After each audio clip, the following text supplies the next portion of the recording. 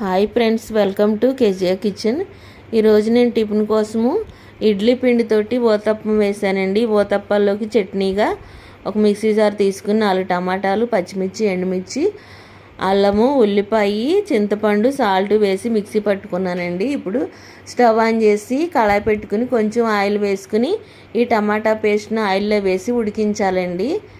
టమాటా paste ఉడుకుతూ ఉండగా తాలింపు కోసం రెడీ చేసుకున్నాను. చూడండి, తాలింపులో వెల్లుల్లి, ఎండుమిర్చి, తాలింపులు, జీలకర్ర, కరివేపాకు వేసుకుని కొంచెం వేగిన తర్వాత ఇలా తాలింపు వేసుకోవడమేనండి. ఇప్పుడు నేను ఊతప్పం వేసుకుంటున్నానండి. ఒక్కొక్కరు ఒక్క విధంగా వేసుకుంటారు ఊతప్పాలు. నేనైతే ఇలా వేస్తానండి. ఉల్లిపాయ, పచ్చిమిర్చి, కరివేపాకు, జీలకర్ర వేసుకుని ఇలా రెడీ చేసుకున్నానండి. చూడండి, ఇప్పుడు ఈ ఊతప్పాల్లోకి టమాటా చట్నీ, అలాగే నా దగ్గర ఉన్న కరివేపాకు, మునగాకు, కారపొడి కూడా